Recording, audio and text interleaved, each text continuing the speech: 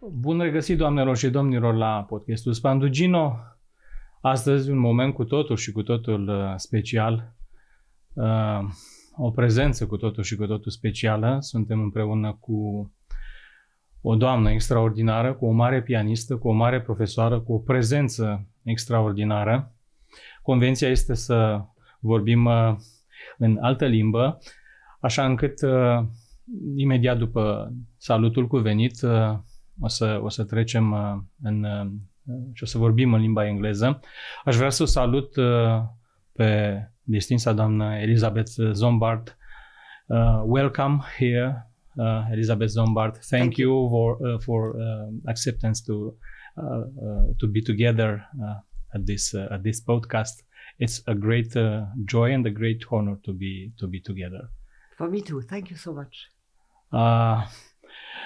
We have two books and one CD, not only one.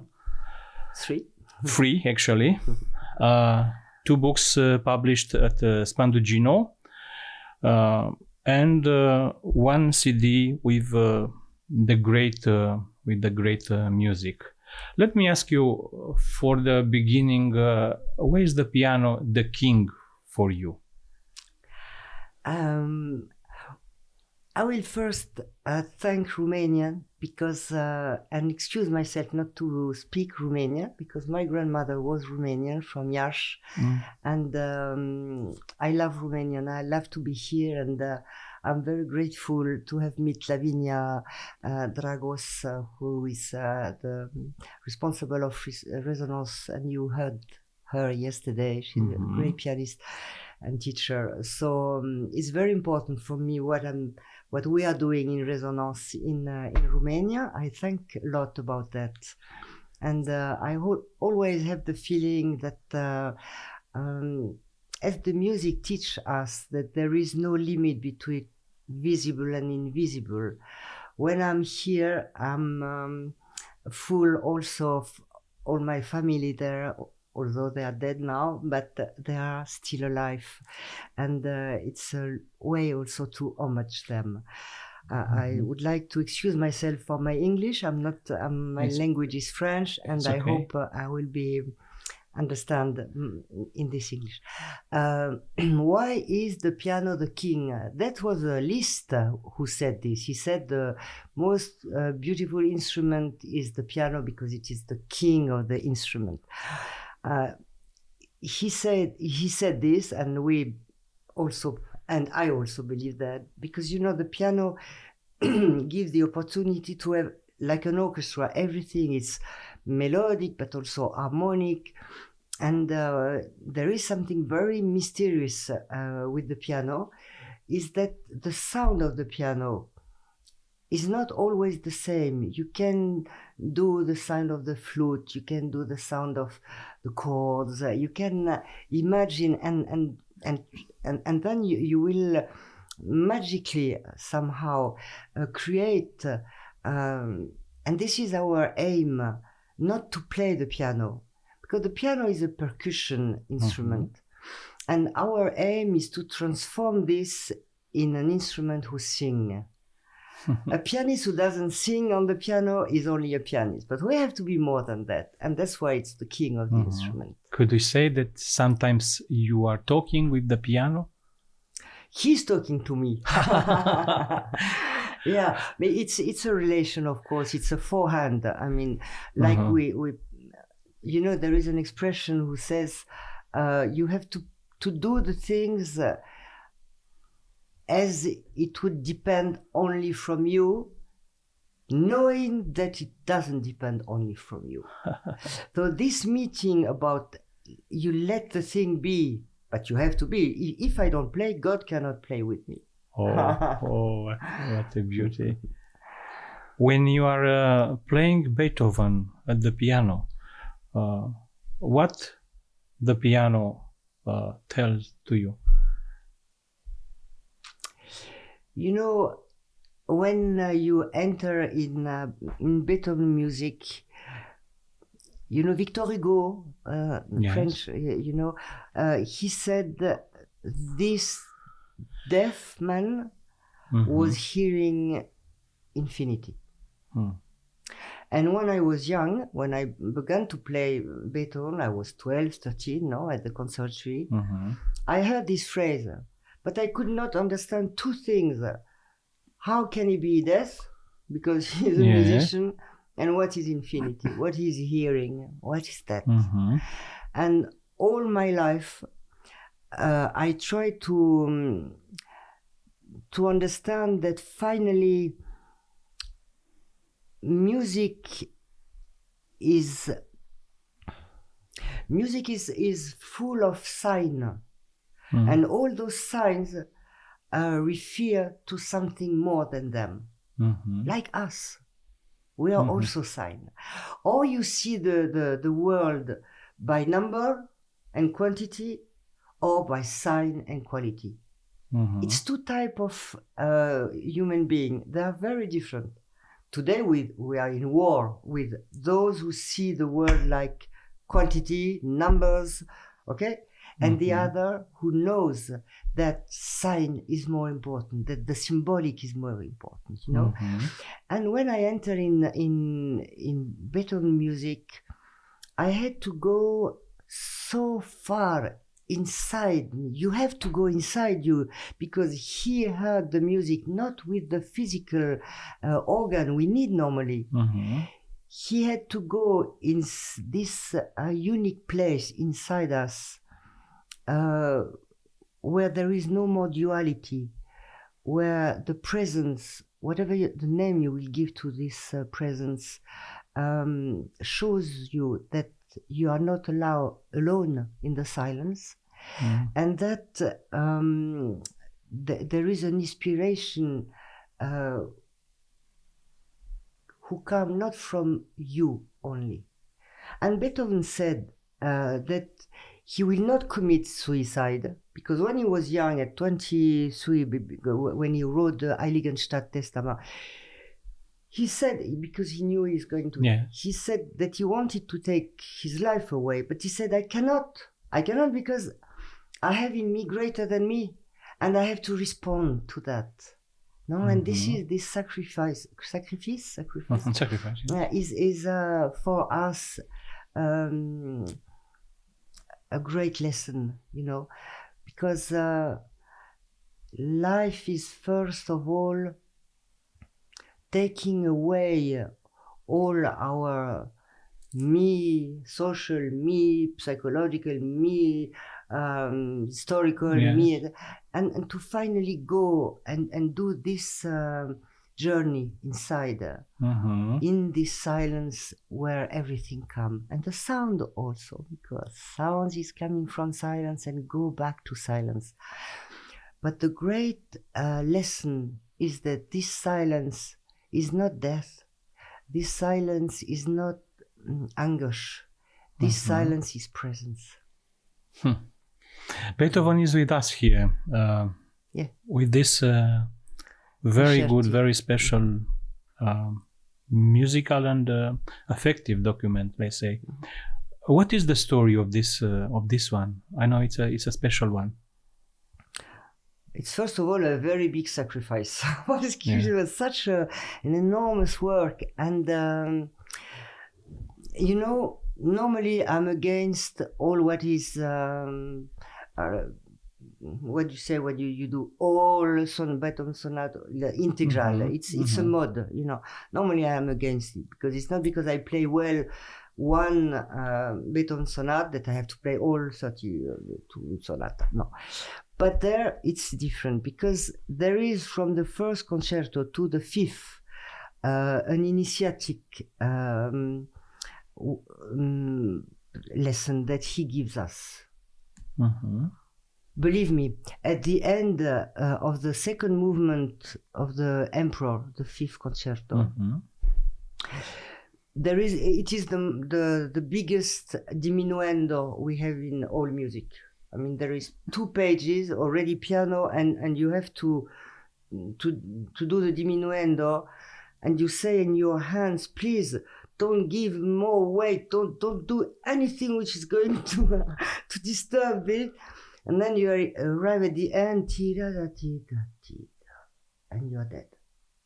You are completely dead, in a silence. Just the horn, but from far away, like a light, you know. So you hear that, but you, at the piano, you are dead. And then, from I don't know where, you do pam, pira, ta, ta-ra-ram, boom. And once again. And then begin, without preparation, the resurrection.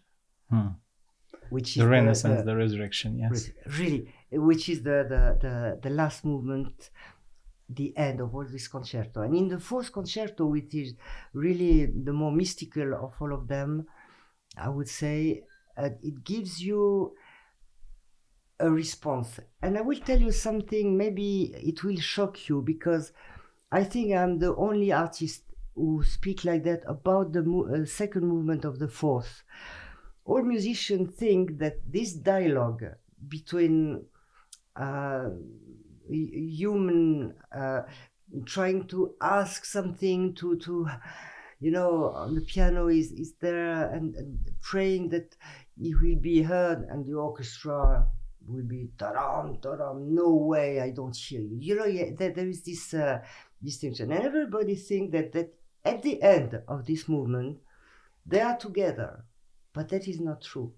They never are together. And the last thing which the piano is doing is an ultimate supplication to be heard. You know?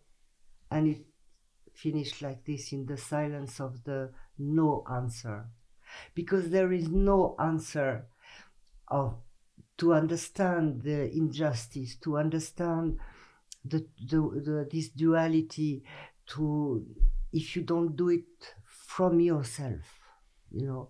And it's a big journey, it's a luxury, and everything is in this world is done to avoid people to do this journey, because if you do this journey and you know that there is no duality, there is this unity where it's not better to be this or that. It's not, you don't compare anymore. You don't judge anymore, because everybody has his way, his journey to understand. So, without going too much in this, it's very good. I want to tell you that it's not only, okay, I will buy the Beethoven concerto, they are very nice. No, there is a present, a mystical present there, who gives to the people who will hear this concerto, I don't say my especially, but or in general, you know, why we say the great music. It's one of your questions. It is great because the message behind the music is more than the music. Don't do classical music an idol. Idol is God. And still, we don't have to make him an idol. Yeah, when we meet him, we don't need to do that. But don't do classical music an idol. And classical music is the way. You know, I think it is Haydn who said that the great music, the classical music, is the noise who makes the door of the paradise when it opens. But it's not the paradise. It's the way. It's like an initiation. How Beethoven could help us today? How Beethoven could help us to understand what's happened with us today?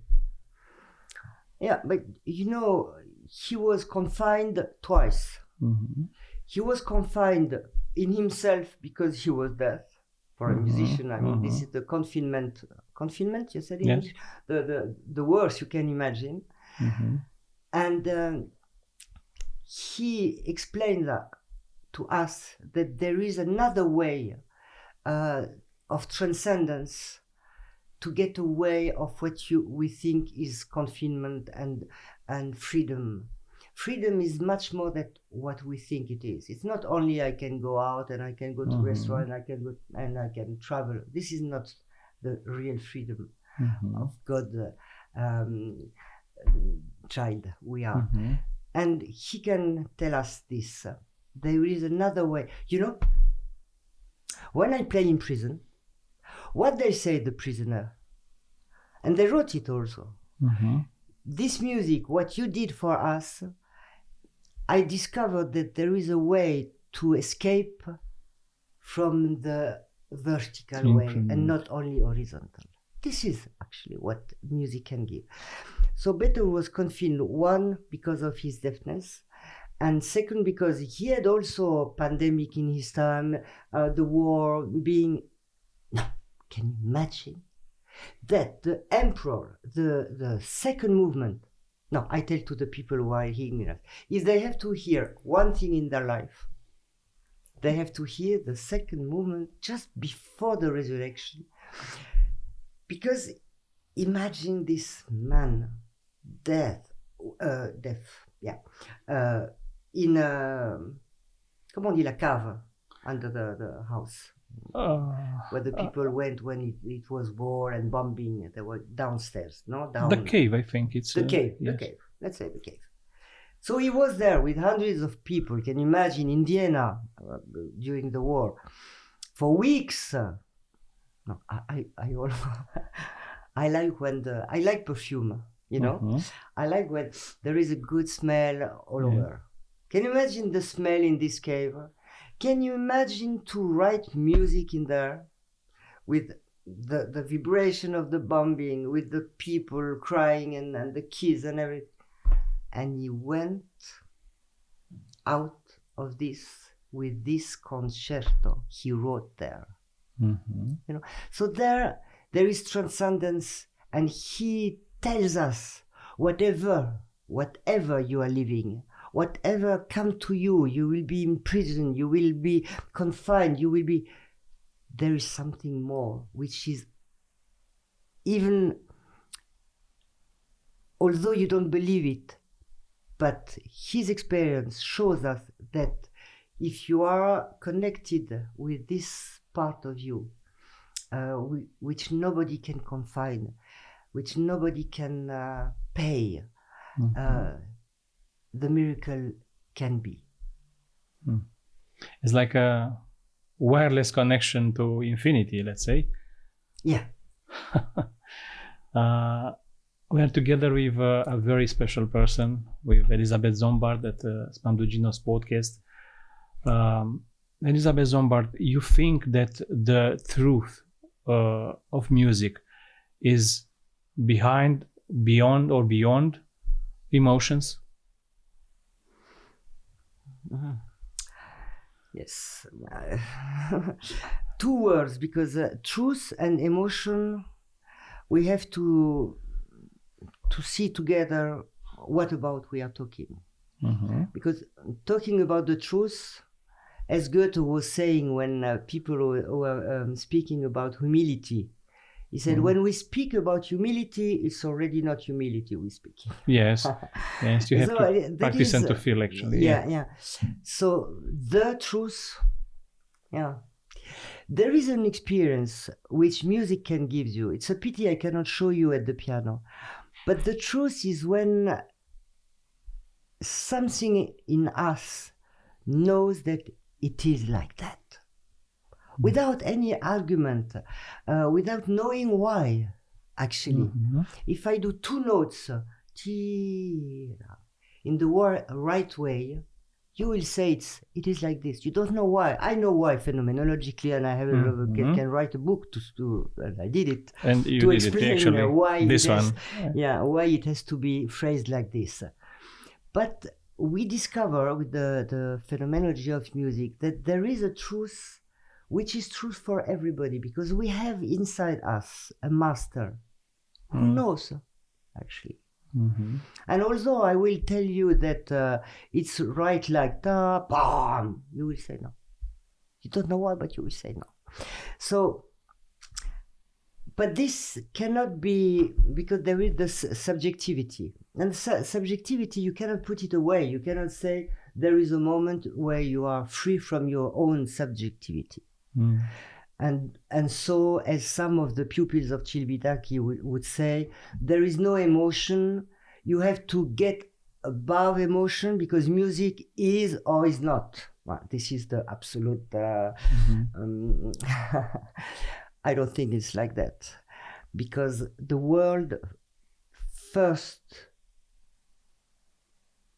is motion, and then it's articulated. But you cannot separate them. And the truth is not something in it. The truth is the consequence.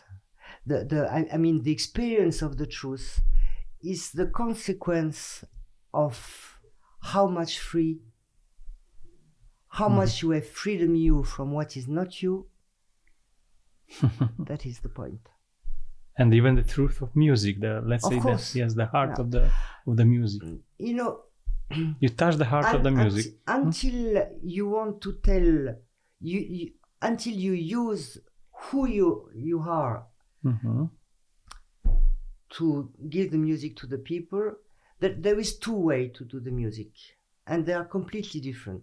One way is I will transcend what I am, that the music can sound à travers moi, without my interference. And the other is I use music to tell who am I, what I think, what I. It's two different, yes, completely. And pardon. It's okay. I really believe that the great present of phenomenology of the music and what Celibidache taught us is that you have to know that the rules of a phrasing is more beautiful than what you think you could put in it.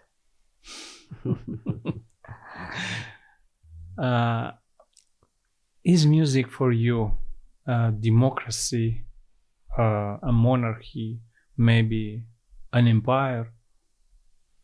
It is all three. Because the real idea of democracy for me is to give the opportunity to every human being to experience that they have in them something greater than what they think they are. So they are empire, they are king, and they are brothers. But if tu empêches, if you tell to the people you are only people, you cannot access to the king and to the empire, and because you are just le peuple. This is a big error. Until human being, will think that they are superior to others, the world will be in war. So to answer to your question, I believe that hearing this music, you don't need to know anything. I was playing, sir, really in places you cannot imagine. At the end of the world. Why you are going there? Why you are going there? Because it's an urgence in this world of noise, of leather, the pain, but also everything that they will put in front of you, and a disaster, and they will tell you that it is the most beautiful sculpture, but we all know it's not. You know, we are in an imposture. So please, so it's very, very important to give the beauty, the truth, and the good. People need that. Kindness, no? Kindness, yeah. Yes. And you know, Beethoven, he said, because you can say this only if you were inside you in this space of generosity, in this space of silence. He came back from that and he says, for me, the first quality of a human being is kindness. He didn't say to be musician or to be proud or to be, I don't know, intelligent. Intelligent, no. Yes. Kindness. So there is a secret in classical music, in the modality, but I will not explain it now. You have it in my book, but in one phrase, it's a secret of God. in the sound.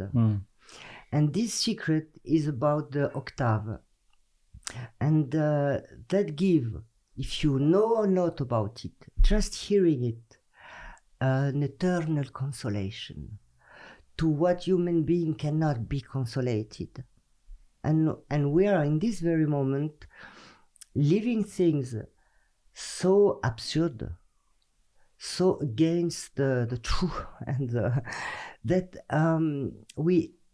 I would say to the people, please hear this music, because it will give you gratis, a key, for free. It's for free. For free, Yes. the key to eternity and consolation. So it's not a time for. It's not a time of kindness. It's time for kindness. Yes. What we are living today. We are guided by people who are not kind. But they do all that in name of kindness. So this is very difficult, when, because people said, I cannot imagine that those people want my bad. They certainly do this for my good, no? Because symbolically, the father, which is represented by government, by doctors, this is symbolically the father. You cannot imagine that the father is going to kill you. Yes. So this contradiction we are living, because somehow our mind cannot imagine that it's against us, but our body, our soul knows that something is not right, and not right at the point of dead or life. The problem is that. So it's very rude what we are living now, but it's also a chance given to the people to open their conscience, open their mind, remember that they have their freedom of thinking, and they have to use it. My father was a social philosopher, let's say. Philosopher. And he said to me, a dictature is there when people tells you, I don't think anymore. Everything is so contradictory. I don't think, I do that, but I know that it's not good, but I don't think. Okay. What gives us the music? Hearing it or practicing it. That you can never decide not to think. You have to decide not to think when you have done the all scales of knowing what you are doing. Celibidache was saying, doing music is transcending the knowing. Yeah, but we said to transcend the knowing, we need to know something. Okay? Yes. This is very important. Indeed. And they are asking people to transcend something they are not allowed to develop and to really choose. What do you prefer, to play the piano or to be servant of the music? Do you think that to be servant of the music is in the relation of music something, let's say, supreme? What we said before, we said that or you use the music to say who you are, or you serve the music to transcend what you are. And this is two ways completely different. I really believe that we all went in this first way, and we all had, coming to Celibidache or to another way to go into transcendence, the fear to lose what we are, our sensibility, and I remember the first time Celibidache said to me, there is no interpretation. I had the feeling I was dead. Because if there is no interpretation, so we are all the same, and then and then what I think is me, what is going to be, And then you understand that there is another me who is going to be the servant of something which is much more beautiful. And more than that, the present is that when you organize, when you phrase in the truth, that order your affective world without knowing it. You know? Yeah. Do you dream about music? Do you dream music? It's a nightmare. Oh my God. Oh, you cannot imagine. When I was doing the Beethoven concert, but everything, Beethoven concert, the whole night. Oh my God. And I said, can you stop this for a moment? But you know, you are not pianist, musician only when you are at the piano. Mm-hmm. You are the whole time. You are like breathing. And you know what is terrible is that you said, maybe it could be better like this. Maybe if I do 1 gram less on this note, maybe it will give more breathing in the phrase. And then you're all the time like this.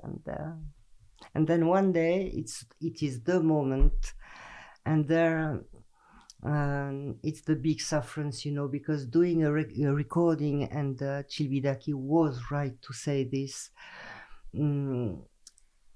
It's a moment of the life, and you cannot put music in a moment, because music is eternity. So you cannot put it in a box. But you know why I accepted finally to do it? Some people told me that it will help the foundation, my foundation. I don't think it really helped, but maybe. But more of that, it is because I would so much have loved to have a record of Chopin playing. You know, I said, oh my God, on this earth, if somebody tell me what is missing you, what God hasn't done, He has done everything wonderful. But if I could have a record of Chopin playing, I would be very happy. I know I will hear him afterwards in another world, and you know, we are musicians, and so we don't make difference between visible and invisible. I was speaking with Beethoven for years now, because to prepare that, it is years of 10 hours a day of work, and so I was speaking to him. Why you did that here? Why didn't you put that like this? I have to phone him. Oh, no, okay, I will not phone him. I will phone him in another way. So we know that what you said, the great music, it is great because of that, because it allows you to enter in a dimension which is not the chronology of the life we know here in this dimension. So you can already experience something of another dimension. Yeah? It gives you another life, actually, like an extension for life. It's an extension of your conscience. Conscience, yeah, yes. Because yes, it's better. You have to hear what you cannot hear anymore. If you do a sound without creating a cathedral for the sound, although you are not going to hear it anymore, you stay here. But when you play the piano, you have to build a cathedral with also the dimension where you think you don't hear anymore, but music is a gift to other worlds who hear what you don't hear anymore. Is there a musical soul, or this formula, musical soul, is like an invention? You think it exists, a musical soul? Musical soul. That reminds me when Chopin died, Schumann said, the soul of the music went. L'âme de la musique a traversé le monde. I don't know what is the soul, and actually I don't know what is the music, so the question is difficult, because if the soul is what we experience like an evidence without words to tell it, is the soul the place in yourself where you can be alone and feel the presence, then there is soul in music. But more than that, music can can drive you to this place. Yeah. It's like a GPS, let's say. Oh my God! Oh. Not a GPS. Yeah, the GPS of the soul. Well, but GPS can make a wrong road. The soul, no. It's not a GPS. It's not a GPS. It is not. But when we listen to the music alone, are we really alone? You are alone in this dimension because you are going to be alone in your Room, or maybe, room. yes. But you are never alone. Mm-hmm. Because when you hear music, you are in relation. Life is relation. Mm-hmm. There is no life. There is no life without love and relation. Music is nothing else than relation put together to do a unity. Martin Buber, me and you. Exactly. Yes. Exactly. So, in your asking, are you alone when there is a contradiction, a performative contradiction, because you are hearing something written by somebody, full of relation, putting you in relation to your soul. You're not alone. And so, experience of hearing music, if you are alone or not, is to express you, to make you understand profoundly that reality is relation, love is relation, and there is no loneliness. Loneliness is when you have lose the relation. When you start to fight for relation, or when you cannot be in relation anymore. You know, when I play in psychiatric places, I can see those who are dead because they cannot anymore get in relation. They are so stuck in themselves that they can only be in relation with themselves. And this is death. This is the death. For me, this is definition of death. Because you can be death living. Maurice Zundel, my very beloved mystical writer, he said the importance is not to speak about death, but how can you go to the end of your life, to the death, being alive. That is yeah. How can you be alive when you die? Because a lot of people are already dead when they die. And what is the point? What can music, because we are here about doing an analogy and relation. You are dead if you don't believe anymore that you are nobody, if you cannot get into a relation to a bird or a tree, if possible, a human being. But you know, this is life. But the great music, it's the sound of silence. We can put equal sign between the great music and great music. The silence is born from the silence. Go to a high point and go back to silence. But as I told you before, the experience is that this silence is not a thing to fear. It is the experience of the presence.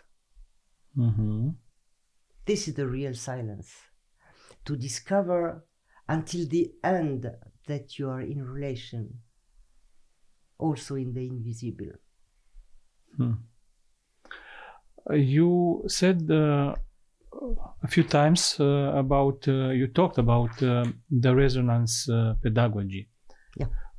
Let me ask you, what is resonance pedagogy and what is it not? Look, at the beginning, when I met Celibidache, I knew him always because he was living in Berlin at my grandfather's house, and he was very next to, like a brother to my father. My father was a bit younger than him. So I always heard about Celibidache, and I always knew that after all what my studying, going to Argentina with Gelbert, then in Vienna, then in London, the last one would be him. And then I did about 10 years with him as a pupil of phenomenology. And I remember, the first time I went in Mainz, there he was in university, was doing the course. I had a little book read like this. And as all my friends, musicians, there was so much afraid about him because he was not easy. So I was the one sent it there. I had to write everything what he was saying. Mm-hmm. And then I went back in France and we made groups and I was telling all what I had learned. Yeah. Okay.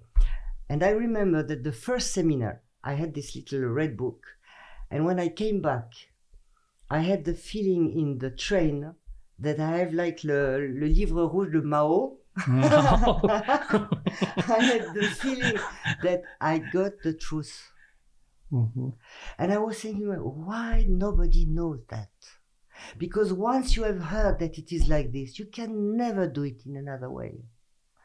When you have understood some of the keys of the phenomenology of music, you cannot, because it reveals a truth in yourself, in your structure.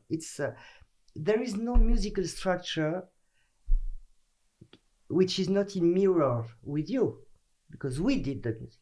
Mm-hmm, so mm-hmm. It's a revelation of the human being and his structure. And from Bach to Chopin, to just say this, what changed is the relation of the subject with the society. At the time of Bach, people were like, in reverence with God. And you can hear it in the music. Then came Mozart and Beethoven, freedom. Mm-hmm. We are going to get a bit away of this argument d'autorité. No, we are the argument. So then you have Chopin. I suffer. And you can hear the suffering. Schumann, schizophrenic, you can hear all that in the music, which would never have done. It was not possible at the time psychologically. So that you can see the evolution, psychologically evolution, hearing the music of every century.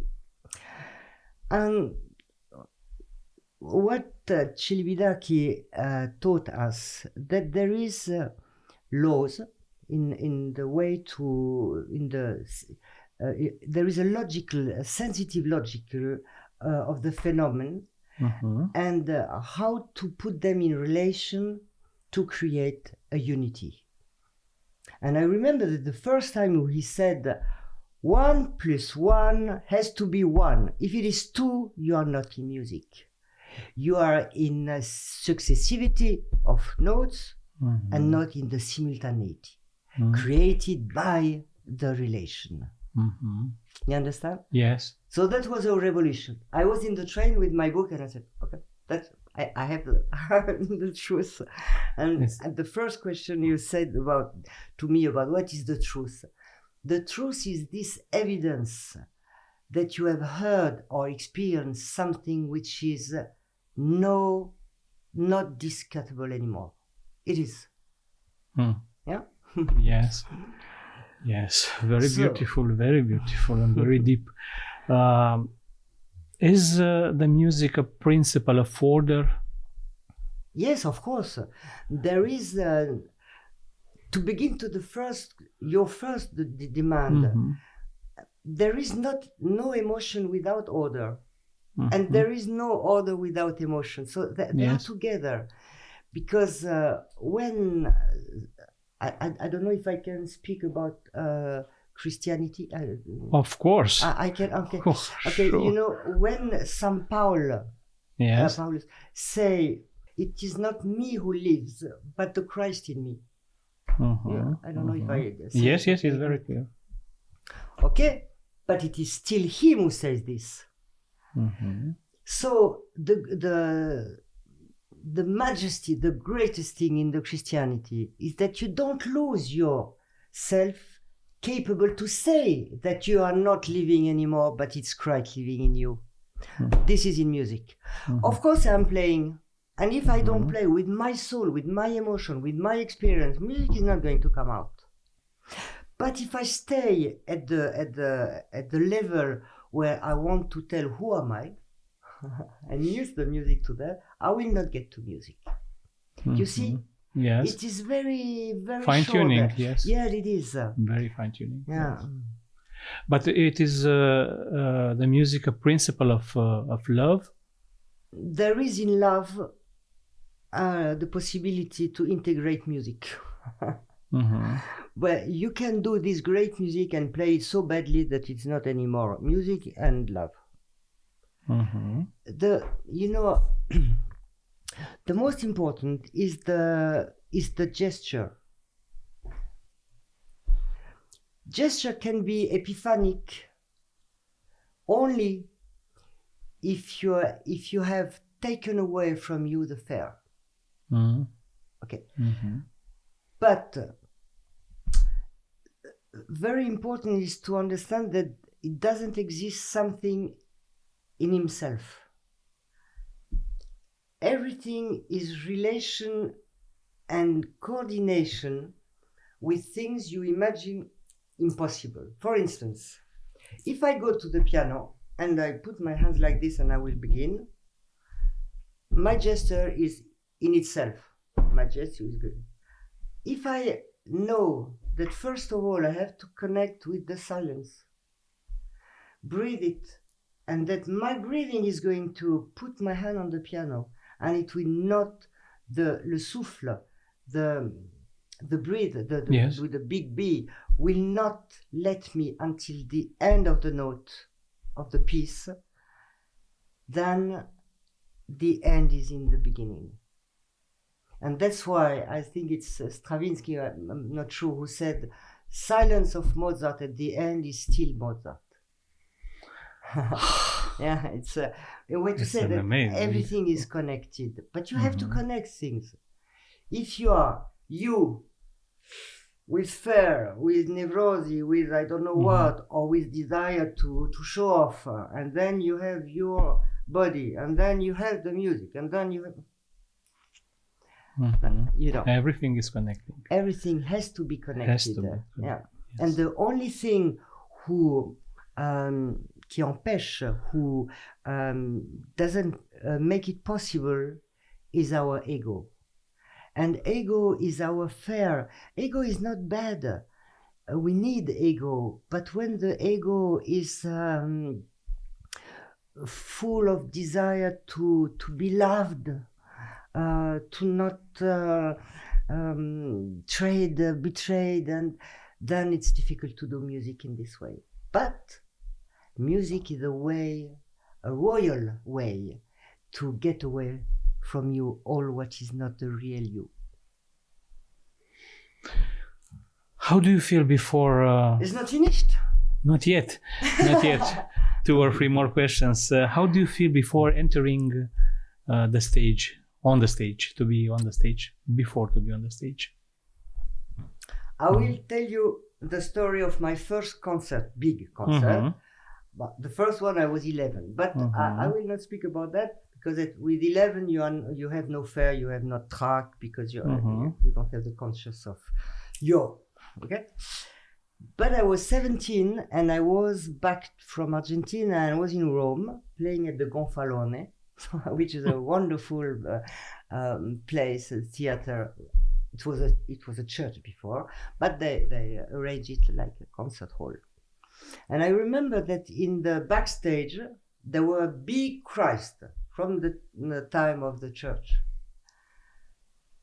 And I look at this Christ and I was so bad. I said to him, okay, it's my first concert, but it's also my last one. I just can't, I'm too afraid. I was so bad. I mean, I was feeling so bad. And the man who was opening me the curtain to get into he said to me, "Ce la fai di entrare? Can you get in?" And I said, "No, but I will." And I was really getting in this like l'agneau à l'abattoir, really. And I remember I began this concert with 4 Scarlatti Sonata, and normally I don't get back to the stage. I stay on the stage, and if normally I ask the people not to applaud until the end.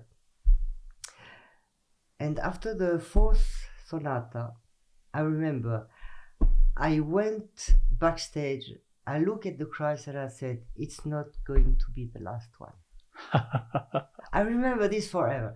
So just to answer your question, I hate the moment before the concerts. You cannot imagine, I imagine a little terremoto or something, knockdown, not great, no, not to kill people, no, but something. And then when I do the first note, then it's finished. But until the first note. And the last one questions, because you said something about Christ. Is the music a form of praying for you? Yes, certainly. It is. I tell you something private, okay? Okay. I remember I was doing with a priest, a wonderful priest, Nicolas Butet. Lavinia Spadonino know him, and we did together a record of the Chemin de la Croix, les Béatitudes, so music and we went together to do this program. I played every station of the Chemin de Croix, and he speaks and I play and he speaks. Okay, and after that we were in a Carmel, in a monastery. Yes. It was a moment, the whole night of adoration of Christ. And I remember I went there and I was seeing him and all his brother and sister of the community, like, I don't know. And I went away and there I met one of the Madre Superiore. No. Oh, yes. Yeah, which is a friend. And I said to her, I just discovered that I don't love Christ. Why? She said, why can you say this? I said, because I just saw Nicolas and all of them, and they're there, and they're really, and I don't know, I don't feel anything. And she said to me, did you saw you when you play the piano? No, I said, I cannot see me when I play the piano.